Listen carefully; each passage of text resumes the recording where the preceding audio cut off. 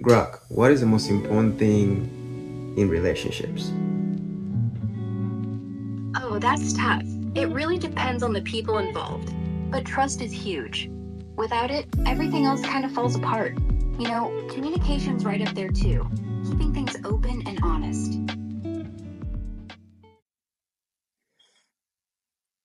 I don't even know what that means. The reason why I like to use Grok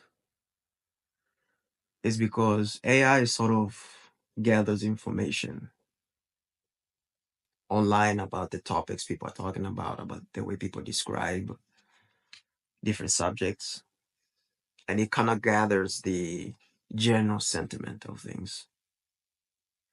And I think most of us, if you were to ask about um, relationships, what are people are looking for, they'll give you answers similar to that: love, affection, communication, blah, blah, blah.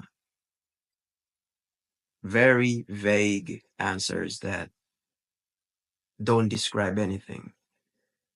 You're living with another individual, somebody born of another family, with their own dislikes, with their own likes, with their own motivations. When you decide to come together, how do you make sure that you're aligned? By having vague words like trust and community. What does that even mean? Like the word trust. Trust just completely.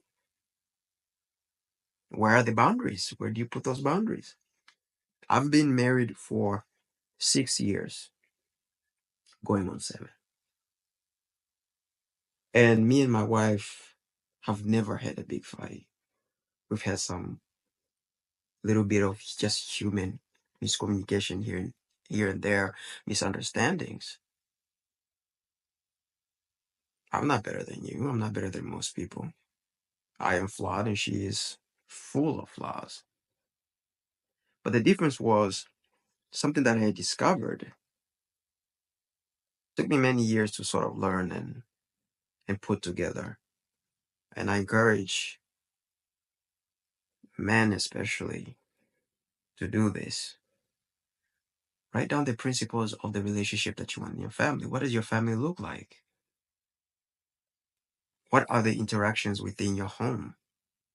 What are the principles that your wife, your girlfriend, if you decide to get married, the things that must be followed, regardless of feelings? What does that look like day to day when you're interacting with one another? When you say trust, what does that mean?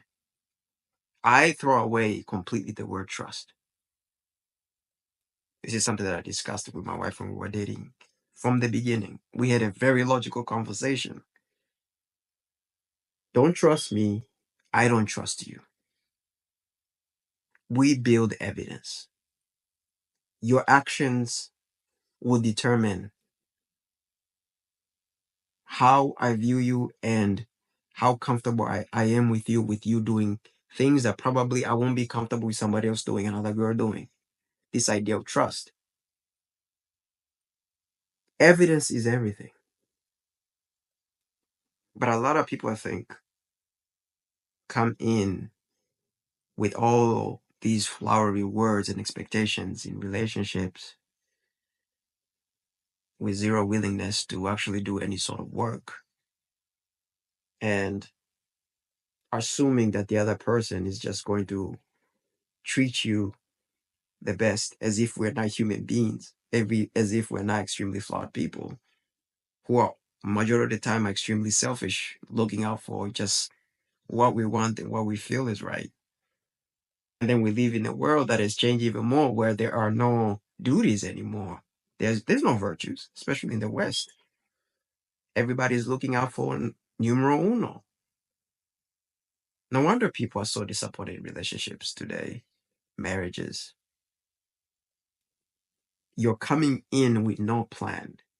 What can you do in real life with zero plan and think you're going to be successful in it, let alone a relationship? One of the hardest things to do because you're dealing with another person every single day. Principles. principles that must be followed, whether you feel good, whether you like it, whether you don't like it. Principles that result in outcomes that you want in the relationship.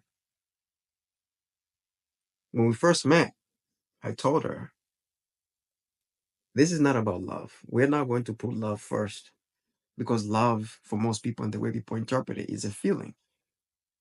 That feeling can change. And that's the Disney propaganda that is working. That is not real life. Even if you look historically, the idea of marriage was and people coming together was a necessity. It was something bigger than just feelings. And for us, especially in 2025, we look at that and we think these people were backwards. But we don't realize when it comes to social interactions with one another, it's a circle. Just because technology is progressing, it doesn't mean that we're progressing in everything else as well. There's also going back. You look historically at a lot of empires rising and falling. You study that, you see that human beings a lot of times just pattern. We just do the same thing over and over. But what we like to focus on, I like to give this example. You're making a pizza. One pepperoni, mid large, whatever. Some weirdos like pineapples on their shit. We focus on the toppings. We focus on the pepperoni. We focus on the one that has all the shit, and the other one, pineapple. We say, oh, they're so different from one another.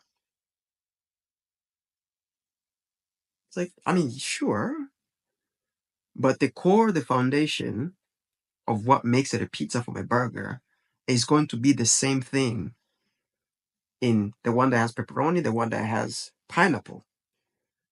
There's the dough, there is a sauce. So human beings, when we look at one another, and especially right now with people focused on individualism, we believe that we're somehow unique snowflakes. But we are paying attention to the fact that, oh, I'm a pepperoni. Oh, you are, you are a pineapple pizza. But then we discard the fact that there is a foundation that we all have as human beings. The dough, the way it's made.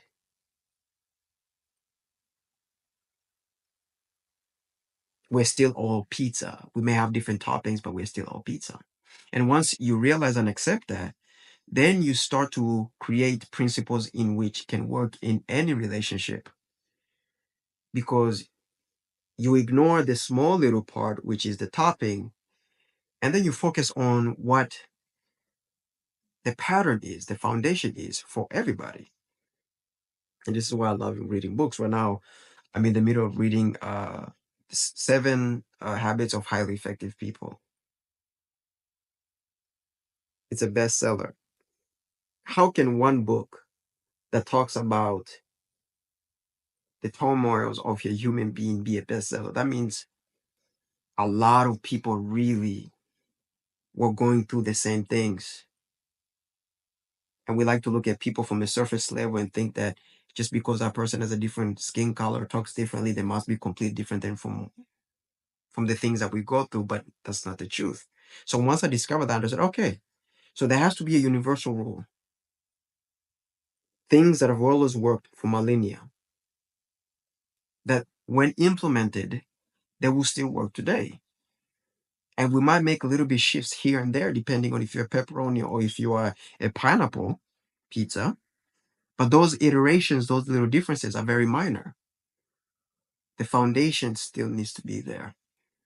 And that's the same way when it comes to relationships. Boys, men, you must accept women for what they are and what they will never be to you. It doesn't matter who they are. It doesn't matter if they come from Africa or they come from Europe or South America or United States. There are things that are just fundamentally shared within that sex. Women, you must accept what is a man, not who you wish him to be, but what he is. Those foundations that never change from guy to guy. the things that they find valuable. Once you accept that, and then you understand their concept of value, that interactions between people, everything that we build, all the systems that exist in this world are based on value exchange. For you to be alive, something had to die. Like we're not living this kumbaya thing where we're just independent of one another. We're interdependent. So you must be a person who understands you offer value to be treated as a valuable thing. And we all want to be treated as valuable things. That's what we define as love. You want to be special to someone. But the problem is, we just sit there and ask someone, hey, treat me as I am special. See me as special. When you do that, what are you doing? You're giving all the power that you have to the person because you are not doing anything to make sure that you actually offer true value that will make you special, no matter who the person is. You're asking to just be who you are with your faults, and somehow somebody just gonna find you valuable because you believe, oh, like there's gonna be someone out there for me. You're focusing on the pineapple, you're focusing on the pepperoni. You're not focusing on the fact that no, there's a foundational things that are valuable to everybody in the world. And those little iterations between one another does not change the fact that there's a foundation. Right? That is extremely important to understand. So I wrote down the principles that were important to me. And right off in the beginning, I made sure to have a conversation about that. And put aside all the emotional aspect of the relationship. I was attracted to her. I thought she was beautiful. She thought I was handsome. But that wasn't the reason why we decided to build something. I understood that once we share the same principles and we're walking on the same road, love is just going to flow freely by itself. And I love my wife a lot. And she loves me a lot. She'll do anything for me. And those principles, what they did was made the idea of love from an emotional feeling into a verb. Love is a verb. It is a series of actions. It is not a feeling. That feeling only comes afterwards. It shouldn't be the primary thing, right? Again, when it comes to, analogy to food, I love food. I'm a foodie. Imagine, for example, you go to Chick-fil-A and you get yourself, some nuggets, whatever, and you take your favorite sauce. The love is a sauce. The only thing that it does is sort of amplify and make it better the main course, the chicken itself. But people always focus on that feeling, the sauce, and they think that is the main course. That is the most important thing. Can you just drink the sauce by itself and have nutrition and be okay? No. The sauce enhances the chicken, but it is not everything. So even though love is important, it is secondary to the principles in which you set in place, where you are able to remove a lot of the unnecessary misunderstanding between one another. And those principles, you go extremely deep. And the point of this channel is, honestly, I'm talking to my children, to my son, to see this one day, to help him. And for those that might want to also see this.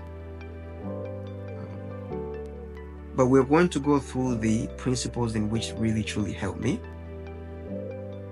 And we're going to break them down down to these actions, day-to-day actions that you have with someone.